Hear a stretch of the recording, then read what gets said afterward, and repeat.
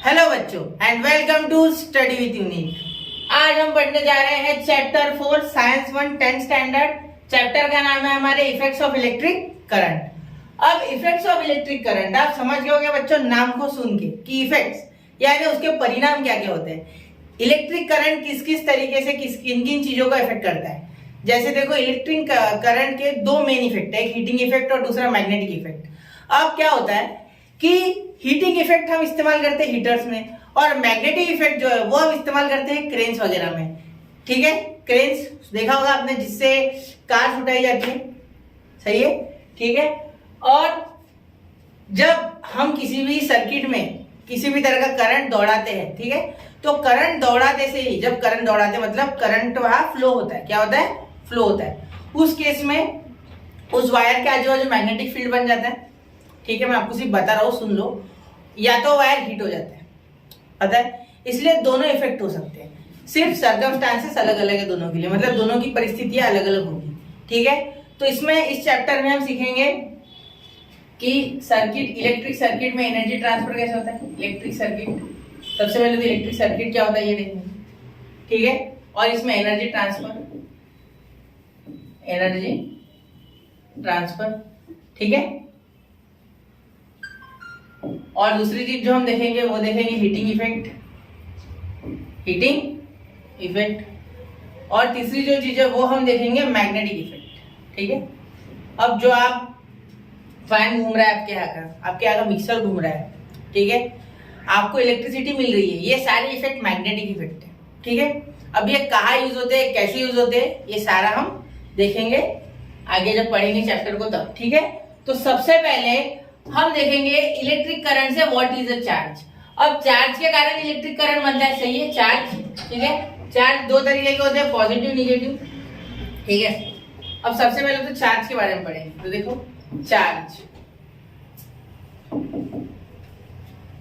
Charge यानी आप बोल सकते हैं स्टोर्ड करंट। स्टोर्ड मतलब इलेक्ट्रॉन्स एक जगह होते हैं, इलेक्ट्रॉन्स में कुछ चार्ज होता है, ठीक है, समझ गए। तो वो स्टोर्ड है, एक जगह रुका हुआ है, ठीक है। लेकिन यही चार्ज जब फ्लो करेगा तो ये क्या बन जाएगा? करंट। ठीक है, चार्ज और करंट ये एक दूसरे से कनेक्टेड है, लेकिन ये फ्लोइंग ये एक जगह, ठीक है, एक जगह रुका हुआ। ठीक है, जैसे सुनो, करंट का क्या हमारा डेफिनेशन है? Rate of flow of charge per unit time. Clear? मतलब I इज इक्वल्स टू हमारा Q बाय T। समझ गए? ये हमने पिछले साल फॉर्मूला देखा है। आपने पिछले साल रजिस्टर सीखा था, ठीक है, इसमें एक और फॉर्मूला देखा था पिछले साल आपने, V is equals to IR। Ohm's law देखा था आपने कि V is directly proportional to I, सही है। ये पोटेंशियल डिफरेंस था अक्रॉस टू टर्मिनल्स या अक्रॉस टू पॉइंट्स। ठीक है, समझ गए। इलेक्ट्रिक पोटेंशियल और पोटेंशियल डिफरेंस ये दो चीजें होती है, इलेक्ट्रिक पोटेंशियल डिफरेंस या पोटेंशियल डिफरेंस। ठीक है, ये दो चीजें होती है। ये अलग अलग कहाँ होती है मैं आपको बता दूं। इलेक्ट्रिक पोटेंशियल ये अक्रॉस द पूरा जो सर्किट है जितना भी लंबा होगा हमें पता है इंफिनिटी तक, और potential difference between two points, बस इतना ही फर्क है दोनों में। इलेक्ट्रिक पोटेंशियल यानी बहुत लंबा इंफिनिटी तक, ठीक है, दो पॉइंट इंफिनिटी पे, और पोटेंशियल डिफरेंस यानी किन भी दो पॉइंट के बीच में, मतलब हमें वो पॉइंट पता है। ठीक है, समझ गए? ठीक, अब यहाँ तक क्लियर हो गया आपको। अब देखो यहाँ अगर आप देखोगे इस पिक्चर में, अगर आप देखोगे तो इस पिक्चर में आपको दिख रहा है कि ये सारी चीजें इलेक्ट्रिक से चल रही है। ठीक है, तो जो भी चीज सर्किट के बीच में लगी होती है उसे रेजिस्टर बोल सकते हैं, और यही इलेक्ट्रिकल एनर्जी को कंज्यूम करते हैं। क्या करते हैं? इलेक्ट्रिकल एनर्जी को कंज्यूम करते हैं। क्या करते हैं? इलेक्ट्रिकल एनर्जी को कंज्यूम करते हैं। ठीक है, समझ के? इलेक्ट्रिकल एनर्जी होती है ना, इलेक्ट्रिसिटी एक एनर्जी है, सही है। और इस एनर्जी को वहां तक लेके कौन जाता है? चार्जेस। चार्जेस कौन? इलेक्ट्रॉन्स, क्योंकि फ्लो ऑफ इलेक्ट्रॉन्स होता है एक्चुअली सर्किट में, सही है, ठीक है। अब यार कैन यू रिकॉल के क्वेश्चन ले लेते हैं हम, ठीक है, इस पेज के, क्योंकि यहाँ का मैंने आपको पूरा बता दिया, पिछले साल का थोड़ा बहुत रिवाइज कर लिया, ठीक है। और एक चीज देखो, अगर सपोज एक सेल है या एक कंडक्टर है, एक रॉड पड़ा है ऐसे, तो इसमें अगर इलेक्ट्रॉन्स इस तरीके से फ्री घूम रहे होंगे, आवारागर्दी कर रहे होंगे इस तरीके से, इस तरीके से कुछ आवारागर्दी कर रहे हैं, वो रैंडम मोशन कर रहे हैं। क्या कर रहे हैं? रैंडम। ठीक है। और बाद में हमने क्या कर दिया, इसे सर्किट में लगा दिया। तो सर्किट में लगाने से क्या हो जाएगा, यहाँ देखो, इलेक्ट्रॉन्स को एक दिशा मिल जाएगी। ठीक है, इनके जीवन का एक लक्ष्य हो जाएगा। ठीक है। और एक चीज बताना चाहूंगा कि जो डायरेक्शन ऑफ इलेक्ट्रॉन्स का फ्लो होता है वो अपोजिट होता है to the direction of flow of conventional current. मतलब सपोज एक सर्किट है इस तरीके से, प्लस माइनस, तो plus to minus current flow करता है आई, सही है। और इसके अपोजिट में ये ब्लैक पेन से बता रहा हूं, इलेक्ट्रॉन्स फ्लो करेंगे, फ्लो ऑफ इलेक्ट्रॉन, एंड ये है कन्वेंशनल करंट, कन्वेंशनल करंट यानी आई, सही है। समझ गए? कोई इश्यू नहीं? चलो आगे चलते। अब देखो, अब यहाँ एक सर्किट दिया गया है। ठीक है। अभी इलेक्ट्रिक सर्किट देखो, अभी सर्किट को आपको एक बार एक्सप्लेन कर देता। ठीक, आपके टेक्स्ट बुक का ही है ये। ठीक है। अब यहाँ अगर आप देख पा रहे हो तो यहाँ आई करंट है, देखो यहाँ करंट आई है। ठीक है, ये करंट है जो सर्किट में से पास हो रहा है। ठीक, यहाँ आपको दिख रही है ये की, ये डायरेक्शन है इस साइड, ये है की यानी कि आपके आगे स्विच, हमारे यहाँ हम बोलते हैं इसे कॉमन लैंग्वेज में स्विच। ठीक है। तो करंट को फ्लो होने के लिए पोटेंशियल डिफरेंस की जरूरत पड़ती है। क्या जरूरत पड़ती है? Potential difference. जैसे प्लस पे पोटेंशियल ज्यादा होता है और माइनस पे पोटेंशियल कम होता है, जीरो या वी और जीरो बोल देता मैं। ठीक है।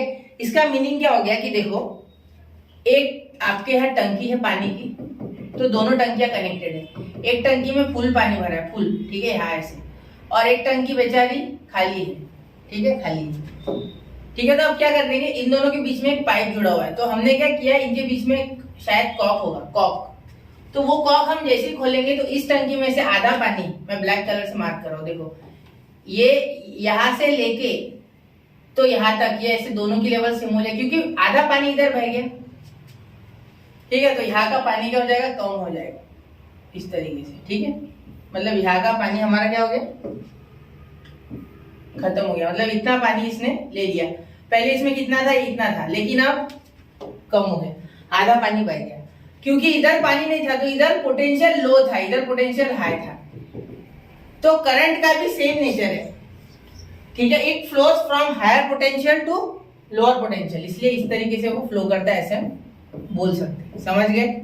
और इसके अपोजिट होता है इलेक्ट्रॉन्स का फ्लो। ठीक है, ये ब्लैक में कर देता।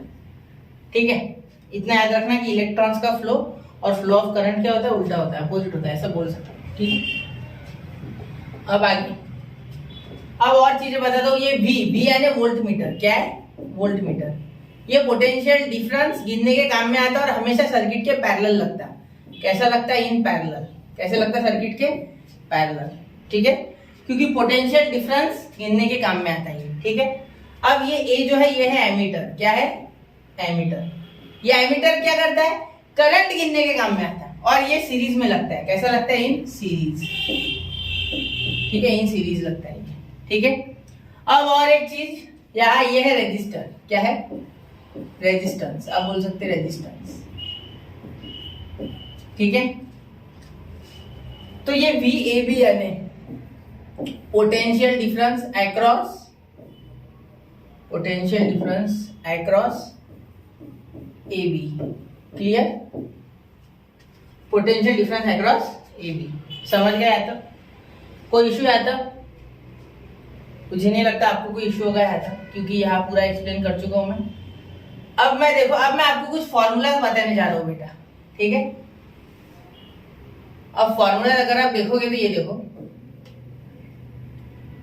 ये फॉर्मूलाज मैं ला रहा हूँ, आपके टेक्स्ट बुक में की शीट आई है। ठीक है। अब power is rate of doing work, power is rate of doing work. ये आपने पढ़ा है इसके पहले, पिछले साल पढ़ा था आपने। Power is rate of doing work, power is nothing but rate of doing work. ठीक है। पावर अब पावर यानी यहाँ क्या हो गया, इलेक्ट्रिकल पावर। कौन सी पावर, इलेक्ट्रिकल पावर। अब एक चीज बताओ आप, आपके यहाँ का बेटा फ्रिज ज्यादा पावर खींचता है या आपका पंखा? मतलब करंट की बात कर रहा हूं मैं करंट बोल रहा हूँ। करंट कौन खींचता है, फ्रिज या पंखा? आप बोलोगे सर फ्रिज, क्योंकि फ्रिज लगाने पे हमें जो बिल है वो ज्यादा आता है। घर पे अगर आपके फ्रिज नहीं था पहले तो तब बिल कम आता था इलेक्ट्रिसिटी का, अब इलेक्ट्रिसिटी का बिल ज्यादा आता है क्योंकि ज्यादा एनर्जी जल रही है। सही है, क्योंकि आपके फ्रिज लगा लिया आपने, या बड़ा फ्रिज खरीदा होगा तो भी बिल ज्यादा आएगा। मैं नॉर्मल कंडीशन की बात कर रहा हूँ, ठीक है। चलिए देखते, अब यहाँ पावर जो होता है बेटा वो होता है इलेक्ट्रिक पावर। और इलेक्ट्रिक पावर यानी कोई भी पावर आप बोलो तो रेट ऑफ डूइंग वर्क, ठीक है, रेट ऑफ डूइंग वर्क। अब वर्क करने के लिए क्या लगता है बेटा, एनर्जी लगता है। क्या लगता है, एनर्जी। और साथ ही में क्या लगता है, टाइम लगता है। सही है, तो एनर्जी अपॉन टाइम बोल दो। क्यों, क्योंकि अगर एनर्जी बढ़ा दूं तो टाइम कम लगेगा पावर में, और टाइम बढ़ा दूं तो एनर्जी कम लगेगी। जैसे जैसे सपोज देखो, सुनो एग्जाम्पल सुनो, आपके यहाँ एक नॉर्मल गाड़ी है और एक आपके यहाँ स्पोर्ट्स बाइक है। आपको 40 किलोमीटर दूर किसी गांव में जाना है। आप नॉर्मल गाड़ी से जाओगे, आपको पेट्रोल कम लगेगा, खर्चा कम आएगा, लेकिन आप आराम से पहुंचोगे, गाड़ी को ज्यादा भगा नहीं सकते। और वही स्पोर्ट्स बाइक है कोई तो उसको अच्छे से भगा के आप जल्दी पहुंच जाओगे, लेकिन वो ज्यादा एनर्जी कंज्यूम करेगी, लेकिन टाइम कम हो जाएगा। ठीक है, इसका मतलब क्या हुआ कि power is equal to energy upon time. सही है। और यहाँ इलेक्ट्रिकल एनर्जी है, तो इलेक्ट्रिकल एनर्जी जो होती है, ठीक है, इलेक्ट्रिकल एनर्जी जो होती है वो होती है VAB इंटू क्यू। अब ये क्या है, VAB यानी VAB इसलिए बोला मैंने यहाँ क्योंकि यहाँ AB सर्किट था, भी आपको बताया ना मैंने। ये देखो यहाँ सर्किट क्या था, AB था। ये देखो AB था यहाँ। सही है, यहाँ AB था ना हमारा सर्किट, इसलिए मैंने बोला कि VAB। ठीक है, अब देखो आगे, AB के अक्रॉस लगा था, रेजिस्टर ऐसे था ना, AB सर्किट में AB हाथ में। ठीक है, तो इसके बीच में हम ऐसे वोल्ट मीटर गिना हमने। सही है, वोल्ट मीटर लगाया ना, इसलिए वोल्टेज भाई गिना। वोल्टेज यानी पोटेंशियल डिफरेंस, और कुछ नहीं। ठीक है, क्लियर है, समझे? जितने चार्जेस ज्यादा जाएंगे उतनी एनर्जी ज्यादा जाएगी। ठीक है, समझ गए? जितना पोटेंशियल डिफरेंस ज्यादा होगा, ठीक है, एनर्जी का सुन लो, जितना पोटेंशियल डिफरेंस ज्यादा होगा उतने ज्यादा चार्जेस को फ्लो होना होगा सेम करने के लिए। जैसे हमने देखा, अगर टंकी पूरी तरीके से खाली है तो ज्यादा पानी फ्लो हो गया, अगर थोड़ी भरी होती तो कम पानी फ्लो होता। तो वहां जितना पोटेंशियल डिफरेंस ज्यादा होगा दोनों के बीच में, ठीक है, दो पॉइंट्स के बीच में पोटेंशियल डिफरेंस जितना ज्यादा होगा उतने करंट्स को, चार्जेस को ज्यादा फ्लो होना होगा, इसलिए ज्यादा एनर्जी बनेगी। सीधी सी बात है। तो यहाँ इसीलिए हमने V इंटू क्यू फॉर्मूला ले। V यानी हमारा पोटेंशियल डिफरेंस और Q यानी हमारा चार्जेस, कितने चार्जेस फ्लो होंगे। ठीक है, पर यूनिट टाइम। समझ गए, पर यूनिट टाइम। और इसे हम Q अपॉन T को बोलते हैं I। तो VAB यानी VI भी बोल सकता हूँ, AB को V बोल दूं, AB का कोई आया हो, AB दो पॉइंट के बीच में से, AB दो पॉइंट है, एक्चुअली V होता है सिर्फ। ठीक है, तो हमारा पावर आ गया V इंटू I, मतलब करंट इंटू पोटेंशियल डिफरेंस। मतलब पोटेंशियल डिफरेंस जितना बढ़ेगा, ठीक है, उतना पावर बढ़ जाएगा, क्योंकि पावर ज्यादा देना पड़ेगा। जैसा डिस्टेंस जितना बढ़ेगा, ठीक है, उतना ज्यादा हमारी बाइक पेट्रोल खाती है। सीधी सी लॉजिक से समझो। ठीक है, और साथ ही में करंट, या तो करंट बढ़ाओ, करंट बढ़ गया तो पावर बढ़ जाएगा।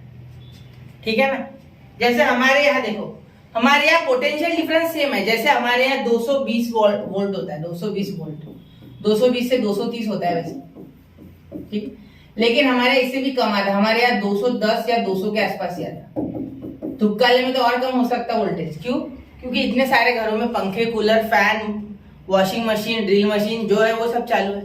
ठीक है, जिस कारण से वोल्टेज ड्रॉप हो जाता है, और वोल्टेज ड्रॉप हो जाता है। ठीक है, ये जनरल इंफॉर्मेशन थी। ठीक है, अब देखो वोल्टेज इंटू करंट। अब वोल्टेज तो कांस्टेंट है हमारे यहाँ 220, ठीक है, लेकिन करंट अल्टरनेट हो रहा है, करंट कम या ज्यादा हो रहा है। तो कोई भी चीज करंट खींचेगी, पावर ज्यादा है उसको ज्यादा पावर चाहिए तो वो करंट ज्यादा खींचेगी, क्योंकि वोल्टेज कांस्टेंट है। हमारे सर्किट में घर पे वोल्टेज कांस्टेंट है, हमारे यहाँ जो इलेक्ट्रिसिटी आती है उसमें वोल्टेज कांस्टेंट है, करंट वेरी कर रहा है। ठीक है, कोई आपके यहाँ अगर बटन देखे होगे आपने तो कोई नॉर्मल बटन होता है, कोई 6 एम्पियर लिखा होता है, किसी पे 16 एम्पियर लिखा होता है, किसी पे 24 एम्पियर लिखा होता है। क्यों ऐसा? क्योंकि डिपेंड करता है कि बटन कितने स्ट्रॉन्ग चाहिए, कितने अच्छा क्वालिटी का चाहिए, ठीक है। क्योंकि जो फ्रिज के लिए बटन आता है वो अच्छा है, आपने देखा होगा फ्रिज का अलग बॉक्स होता है, उसमें अलग फ्यूज भी होता है, ठीक है। एसी का होगा तो उसके लिए तो स्पेशल एक लाइन ली जाती, ठीक है, और उसमें एमसीबी फिट करते हैं, स्पेशल एमसीबी होती है फ्रिज को, फ्रिज बोल रहा हूं आपका एसी को, ठीक है। और एसी को और ज्यादा पावर चाहिए इसलिए क्योंकि एसी सब, अगर घर में कोई चीज सबसे ज्यादा पावर खाती है तो वो होता है एसी, ठीक है, क्योंकि एसी को बहुत पावर बिजली चाहिए, ठीक है, क्योंकि आपके पूरे रूम को वो फ्रिज जैसा बनाने वाला है, ठीक है। अब वर्किंग ऑफ एसी का वीडियो भी हमारे चैनल पे अवेलेबल है, एक बार जरूर चेकआउट कीजिए, आपको भी मजा आएगा देख के, ठीक है। और साथ ही में वर्किंग ऑफ रेफ्रिजरेटर भी, ठीक है। तो ये समझ गया आपको, इतना क्लियर है? सॉरी ये नहीं, वो ऊपर वाला, ठीक है। अब ये एक बार बता देता, heat energy is equal to P into T, ऐसा लिखा गया है, सही, ये भी सही। जितना पावर ज्यादा उतनी हीट एनर्जी ज्यादा, ठीक, आपने देखा होगा ना। The source of energy the cell gives in time T, the energy P into T to the resistor, if I current flowing continuously to the circuit, the heat produced in the resistor in time T will be. अब देखो, जितना ज्यादा power, जितने ज्यादा time के लिए, जैसे आपने हीटर देखे होंगे 1000 वैट के हीटर होते हैं, 500 वैट के हीटर होते हैं, 1500 वैट के हीटर होते हैं, जितना वो पावर ज्यादा खींचेगा उतने जल्दी वो गर्म करेगा, टाइम कम हो जाएगा ना, पावर बढ़ जाएगा तो जल्दी गर्म कर सकता ना, पावर बढ़ गई ना उसकी, समझ गए? अब समझो ये चीज,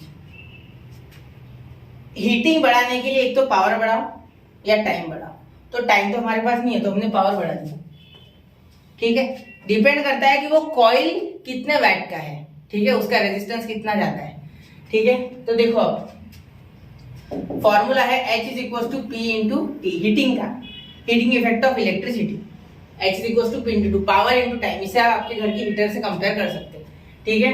अब P का फॉर्मूला हमारा क्या है? V Q by T into T, सही है, मैं ऐसे लिख सकता क्योंकि P के जगह पे V Q अपॉन T लिखना है, टी कैंसिल, तो हमारा एक फॉर्मूला आ गया V इंटू टी,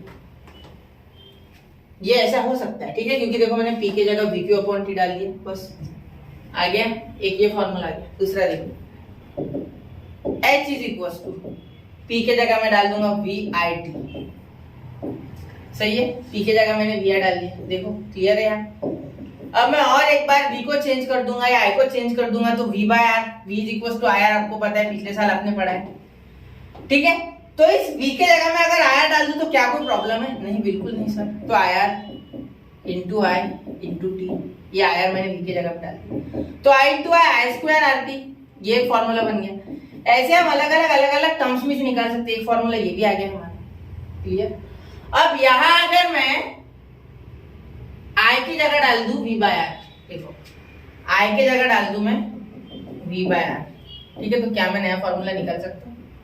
हाँ बिल्कुल सर, आप बोलोगे सर बना सकते हैं। तो H इज इक्वल टू, देखो यहाँ मैं डाल दूंगा V बाय R, तो ये यहाँ स्क्वायर है, देखो I का, तो मैं इसका भी स्क्वायर ऊपर नीचे ले सकता हूँ, R इंटू टी, तो ये R स्क्वायर और ये R कट गया तो V square T by R, clear है। इसका और एक फॉर्मूला बन गया। यहाँ यही किया गया, अलग अलग तरीके के फॉर्मूले बनाए, देखो V square T by R, clear. अब यहाँ पावर लिया गया है, देखो power is equal to V into I, ये तो हमने अभी देखा था।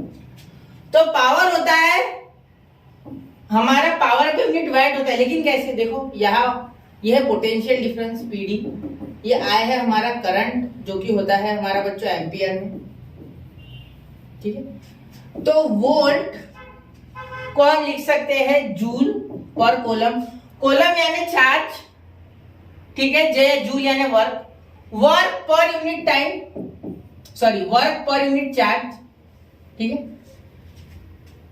कितना वर्क हो रहा है पर यूनिट चार्ज, मतलब एक चार्ज कितना वर्क कर रहा है उसे ही कहेंगे पोटेंशियल डिफरेंस। जैसे दो पॉइंट के बीच में जितने चार्जेस फ्लो होंगे, जितना डिस्प्लेसमेंट होगा उतना वर्क होगा, क्योंकि दो पॉइंट्स में बच्चों डिस्टेंस होगा, दो पॉइंट से देखो एक ए एक बी, यहां से यहां चार्ज को जाना है, तो चार्ज को जाने के लिए डिस्टेंस कवर करना है, तो डिस्टेंस जब भी आता है, जब भी कोई चीज डिस्टेंस कवर करती है तो उसे वर्क बोल सकते हैं, क्योंकि work is equal to force into displacement, समझ गए।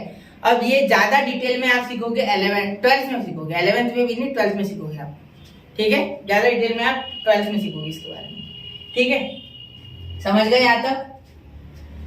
तो वोल्टेज आप बोल सकते हो वर्क हो रहा है इसमें, इसलिए जूल पर कूलम, ठीक है। एम्पियर में क्या हो गया? एम्पियर यानी हमारा हो गया, क्या हो गया हमारा? Coulomb per second. बताया था मैंने आपको, charge per unit time. Charge coulomb में होता है, ये सेकंड में होता है। सी यानी कूलम, यहाँ लिख लो चाहिए तो कूलम, यहाँ आपके इसमें ऐसा नोट डाउन कर लो।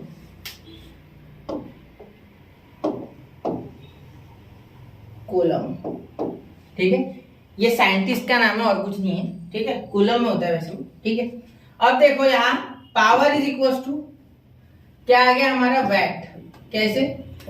तो वैट को यहाँ इन्होंने कॉलम कॉलम कट करके जूल पर सेकंड को वैट बोल दिया। समझ गए? 1 joule upon 1 second is equal to 1 watt, ऐसा बोल सकते, ठीक है। तो यहाँ हमारा हीटिंग इफेक्ट बच्चों कंप्लीट होता है। हीटिंग इफेक्ट यानी किसी भी सर्किट में, किसी भी इलेक्ट्रिकल सर्किट में या रेजिस्टर में, रेजिस्टर जैसे सर्किट में रेजिस्टर लगा है, रेजिस्टर में से जब करंट फ्लो होगा तो उसके कारण जो हीटिंग होगी वो रेजिस्टर जो गर्म होगा, ठीक है। जैसे आपका जो कॉइल होता है हीटर का वो गर्म होता है, तो इलेक्ट्रिसिटी पास होने के बाद ही होता है ना। तो electrical energy is converted into thermal energy and this process is called as heating effect of electric current. समझ गए? तो चलो अब आगे बढ़ते हैं। अब ये कॉइल्स बताएंगे, ये कॉइल कॉइल, ये सोलेनॉइड टाइप, ये आपने देखा है, ठीक है। ये आपने मैंने एक शॉर्ट डाला है, ठीक है।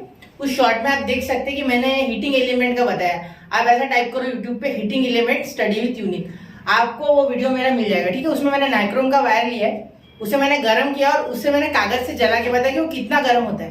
रेड हॉट होता है, red hot, literally red hot होता है वो, मतलब एकदम लाल गर्म हो जाता है, ठीक है। इतना गर्म हो गया था कि बीच में से टूट गया था वो, ठीक है।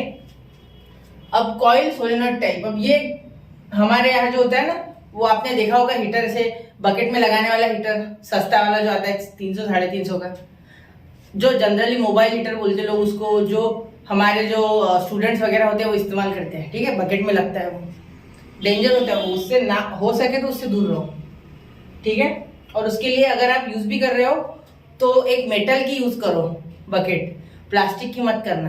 प्लास्टिक की बकेट जल सकती है उससे, मेटल की बकेट यूज करो और उसका भी टच मत करना चालू स्थिति में, पहले बटन बंद करना उसके बाद ही उसे टच करना, ठीक है। क्लियर? चलो सेफ्टी बता दिया मैंने आपको। Equipment such as water boiler, electric cooker, electric bulb, ये सारे हीटिंग इफेक्ट पे ही चलते हैं, ठीक है। हमारा जो इलेक्ट्रिक बल्ब होता है जिसे हम इनकैंडेसेंट बल्ब बोलते हैं, ठीक है। जो हमारा टंगस्टन होता है उसके अंदर क्या होता है? टंगस्टन। बहुत अच्छे लोग इसे टंगस्टन बोलते हैं, टंगस्टन नहीं है, टंगस्टन, ठीक है। उसका जो टेम्परेचर होता है वो नियरली 3400 डिग्री सेल्सियस, मतलब 3400 डिग्री सेल्सियस पे गर्म होता है, तब जाके वो आपको इतनी हीट और लाइट देता है। समझ गए? आए ध्यान में? तो वो रेड हॉट होता है, तब वो रेडिएट करता है हीट और लाइट। समझ गए? कॉइल ऑफ कुकर वगैरह ये सब आपको पता है। ये कुकर आपने इलेक्ट्रिक घर पे देखा नहीं होगा आपके, क्योंकि हम इतना इस्तेमाल नहीं करते, लेकिन जो लोग होते हैं फॉरेन कंट्रीज के, जैसे आपने शिनचैन वगैरह अगर आप देखते होगे, कोई भी प्रोग्राम आप देखते होगे जापान के इधर का, तो आपको दिखता होगा उसमें कि वो लोग हमेशा एक इलेक्ट्रिक कुकर से ही निकालते हैं। सही है, इलेक्ट्रिक कुकर होता है उनके यहाँ। हमारे यहाँ ऐसा इलेक्ट्रिक कुकर नहीं, हमारे यहाँ गैस वाला कुकर है, उनके यहाँ इलेक्ट्रिक कुकर इस्तेमाल किया जाता है। हमारे यहाँ भी मिलता है इलेक्ट्रिक कुकर, आप फ्लिपकार्ट पे चेक कर सकते हैं, चाहो तो देख सकते हो उसमें, ठीक है। लेने के लिए नहीं, वैसे देखने के लिए बोल रहा हूँ, ठीक है। अब यूजेस ऑफ कॉइल, अब सोलेनॉइड टाइप कॉइल, ये ग्लास बल्ब, ये बल्ब का पूरा बताया गया है क्या है, ये ग्लास सपोर्ट, ये सब आपने देख रखा है। स्क्रू कैप, हमारे यहाँ स्क्रू वाला नहीं आता, हमारे यहाँ वो 2 टर्मिनल वाला आता है, जिसके नीचे ऐसे 2 आंखों की जैसे बना होता है नीचे की साइड, ठीक है। तो ऐसे फंस जाता है, वैसे घुमाना पड़ता है उसे, पता है आपको, प्रेस करके घुमाओ। वैक्यूम नाइट्रोजन गैस, इसमें वैक्यूम या नाइट्रोजन गैस भरी जाती है, जनरली आर्गॉन होती है हमारे यहाँ, आर्गॉन गैस, एर्गॉन भी बोलता है कोई से, ठीक है। चलो अब बता दो आपको हमारे यहाँ की पावर कैसे मेजर की जाती है। देखो 1 वैट ये बहुत छोटी हो जाएगी, वेरी स्मॉल, क्या हो जाएगा? Very small. तो 1000 वैट जिसे हम 1 किलोवाट कहेंगे, ठीक है। तो जब हम 1 किलोवाट, ठीक है, देखो if 1 kilowatt power is used in 1 hour, अगर हमने 1 किलोवाट 1 आवर में इस्तेमाल की, ठीक है, तो हम कहेंगे इसे 1 किलोवाट आवर, 1 किलोवाट आर। तो ये 1 किलोवाट आर यानी 1 यूनिट, क्या है 1 यूनिट, यानी 1 यूनिट यानी 1 किलोवाट आर। समझ गए? मतलब जब हम 1 यूनिट इस्तेमाल करते हैं तो हम 1 किलोवाट एनर्जी इस्तेमाल करते हैं, तो इसे हम 1 यूनिट कहते हैं। ठीक है, आपका मीटर पे भी रीडिंग होता है, किलोवाट आर लिखा होता है। ठीक है, वो जो आपका लाइट होता है उसके अंदर लाल रंग का जो ब्लिंक करता है, हर एक में अलग होता है। मेरे यहाँ जो मीटर है उसमें 2000 बार जब वो ब्लिंक करेगा तब 1 किलोवाट आर एनर्जी यानी 1 यूनिट एनर्जी हम इस्तेमाल करते हैं। ठीक है, किसी किसी की इसमें 3200 भी देखा है मैंने। ठीक है, अब बाकी मुझे पता नहीं है क्योंकि 2000 मैंने देखा मेरे यहाँ और 3200 मैंने एक मेरे रिलेटिव के यहाँ, फ्रेंड के यहाँ देखा था। ठीक है, क्लियर? अब वो ब्लिंकिंग जैसे कभी कभी अगर जोर से ब्लिंक कर रहा है इसका मतलब ज्यादा एनर्जी कंज्यूम हो रही है आपके यहाँ। ठीक है, आपके यहाँ अगर बोरिंग होगी, बोरिंग या आपके यहाँ कोई 1000 वाट के ऊपर का अगर कोई इक्विपमेंट होगा, ठीक है, उसे चालू करो एक बार। ठीक है, और वहां स्पीड देखना उस ब्लिंकिंग की, उसकी जल्दी जल्दी ब्लिंक होगा, लेकिन वो बंद करो उसके बाद देखो वो स्लो हो जाएगा। ठीक है, समझ गए? अब शॉर्ट सर्किट के बारे में हमें बताया गया है। देखो, शॉर्ट सर्किट का हमें यहाँ ज्ञान दिया गया है। शॉर्ट सर्किट, ये शॉर्ट सर्किट के बारे में आपको बताता हूँ। तो शॉर्ट सर्किट देखो, शॉर्ट सर्किट बेटा, short circuit heavy current flow के कारण होता है। एक्चुअली जब हेवी करंट फ्लो होता है, हेवी करंट फ्लो, और ये हेवी करंट कब फ्लो करता है? हेवी करंट आए जो ये कब फ्लो करेगा? जब पॉजिटिव और नेगेटिव, पॉजिटिव और नेगेटिव, ठीक है, मतलब लाइव वायर और न्यूट्रल वायर जब टच हो जाएगा एक दूसरे के साथ, तब क्या होगा? हेवी करंट फ्लो होगा। और इसी हेवी करंट को शॉर्ट सर्किट कहा जाता है। क्या कहा जाता है? Short circuit. शॉर्ट सर्किट में इतना ज्यादा रिवर्स करंट फ्लो होता है जिस कारण से हमारे इक्विपमेंट डैमेज हो सकते हैं, और इसी को बचाने के लिए एक मसीहा है जिसे कहते हैं फ्यूज। क्या कहा जाता है? फ्यूज। अब फ्यूज काम करता है फ्यूज वायर से। अब फ्यूज वायर क्या है? तो हमारा जो ये फ्यूज होता है, देखिए आगे के पेज पे आपको बताता हूँ। शॉर्ट सर्किट कब होता है? जब हेवी करंट फ्लो होता है, लाइव और न्यूट्रल वायर टच होती है, दोनों प्लस या माइनस, तो बहुत ज्यादा करंट फ्लो होता है, और उस करंट, रिवर्स करंट के कारण हमारे यहाँ के इक्विपमेंट डैमेज हो सकते हैं। इसीलिए उसे ग्राउंड करने के लिए अर्थिंग रहती है, और साथ ही में फ्यूज होता है हमारे यहाँ। फ्यूज के कारण वो ब्रेक हो जाता है, फ्यूज ब्रेक हो जाता है। फ्यूज वायर, जो फ्यूज वायर होता है उसका जो मेल्टिंग पॉइंट होता है वो कम होता है। फ्यूज वायर का क्या होता है? मेल्टिंग पॉइंट लो होता है। ठीक है, और वो बारीक भी होता है बहुत ज्यादा। मेल्टिंग पॉइंट कैसा होता है? लो होता है। और ये फ्यूज वायर क्या में होता है? फ्यूज में होता है। और फ्यूज क्या के होते हैं? प्रोसेलियन मटेरियल, प्रोसेलियन। ठीक है, जैसे आपने देखा होगा चीनी माटी के, चीनी मट्टी है देखो, चीनी मट्टी ऐसे, लेकिन आजकल फ्यूज नहीं इस्तेमाल होते। ठीक है, ये मेल्ट हो जाता है। मेल्ट होने के कारण सर्किट क्या हो जाता है? ब्रेक हो जाता है। सर्किट ब्रेक होने के कारण हमारे यहाँ के इक्विपमेंट डैमेज नहीं होते, उसमें करंट जाता नहीं है। ठीक है, अब आजकल ये फ्यूज वायर वगैरह पुराना कॉन्सेप्ट हो चुका है। आजकल यूज होता है एमसीबी। क्या होता है? MCB. What is MCB? MCB are mini circuit breakers. अब ये मिनी सर्किट ब्रेकर्स क्या करते हैं? ये मिनी सर्किट ब्रेकर्स जो है, ठीक है, ये सर्किट को ब्रेक कर देंगे। मतलब इसमें कोई मेल्टिंग वगैरह का कोई काम नहीं है, ये सीधे सीधे ट्रिप हो जाएंगे। क्या हो जाएंगे? ट्रिप। अब ये ट्रिप क्या होता है? ट्रिप यानी बंद हो जाएंगे। क्या हो जाएंगे? बंद। और वापस से आप ऐसे इन्हें जैसे ऊपर कर दोगे, ठीक है, वैसे ऑन पोजीशन में कर दोगे उस लीवर को, उनके लीवर को, तो ऑटोमेटिकली वो शुरू हो जाएंगे। मतलब यहाँ हमें झंझट नहीं है किसी चीज की। ठीक है, मतलब फ्यूज वायर जलेगा, फिर हम इस्तेमाल करेंगे, फिर वापस से फ्यूज वायर लाके लगाएंगे। कोई फ्यूज वायर लगाता ही नहीं, फिर हमारा नॉर्मल वायर लगा देता, तो वो डेंजरस है। क्योंकि शॉर्ट सर्किट के केस में नॉर्मल वायर जो है वो शॉर्ट सर्किट बंद नहीं होगा, मेल्टिंग पॉइंट हाई होने के कारण वो ब्रेकडाउन नहीं होगा। ब्रेकडाउन नहीं होगा तो करंट सर्किट में रह जाएगा, जिस कारण से इक्विपमेंट डैमेज होने का खतरा है। इसीलिए फ्यूज वायर लगाना होता है या तो लाके, या वो नहीं करना तो एमसीबी सबसे बेस्ट सोल्यूशन। आपको किसी चीज की जरूरत नहीं है, सीधा वो सेंसर वगैरह होते हैं उसमें, वो सीधा बंद हो जाएगा, वापस से चालू हो जाएगा। ठीक है, फ्यूज वायर वाला कंसेप्ट नहीं, कुछ बदलने की जरूरत नहीं। ट्रिप हो जाएगा ऑफ पोजीशन में, ऑफ से ऑन कर तो चालू हो जाएगा। ये देखो एमसीबी, यहाँ पिक्चर बताइए। ठीक है, समझ गए? आपके हर एक रूम के लिए स्पेशल एमसीबी होती है आजकल जब वायरिंग करते हैं तब मॉडर्न घरों की। ठीक है, अब देखो ये सारे हमारे फ्यूजेस है या इंसुलेटर्स ऐसा आप बोल सकते, ठीक है। ये हमारा गाड़ी में यूज होता है फ्यूज, ठीक है। ये 4 व्हीलर वाले, ये देखो ये 4 व्हीलर में यूज होते हैं ऐसे, ये 2 व्हीलर वाले, ठीक है। अब कुछ सॉल्ट एग्जांपल है बच्चों आगे, ये हम अगले हमारे जो सेशन है उसमें देखेंगे, अगले लेक्चर में देखेंगे। यहाँ मैंने आपको आज क्या क्या पढ़ा दिया, करंट क्या होता है, पोटेंशियल डिफरेंस क्या होता है, करंट फ्लो क्या होता है, इलेक्ट्रॉन्स क्या होते हैं, साथ ही में हमने क्या पढ़ा है, हमने साथ में पढ़ा है आज कि कॉइल क्या होता है, हीटिंग इफेक्ट क्या होता है, इलेक्ट्रिक करंट का फॉर्मूला पढ़ा हमने। ये देखो 4 से 5 हमने फॉर्मूला देखे अलग अलग तरीके के, ठीक है। और साथ ही में हमने एमसीबी क्या होता है, शॉर्ट सर्किट क्या होता है, ये सब देख लिया। तो यहाँ कल हम देखेंगे, मतलब हमारे जो लेक्चर है अगला उसमें हम देखेंगे कि एग्जाम्पल्स 1 2 3 4 जो आपके टेक्स्ट बुक में है, और आगे मैं आपको मैग्नेटिक इफेक्ट करा दूंगा, ठीक है। तो चलिए अगले लेक्चर में मिलते हैं इसी जोश के साथ। तब तक के लिए नोट्स बनाते रहे, पढ़ते रहे, आगे बढ़ते रहे। जय हिंद, जय भारत।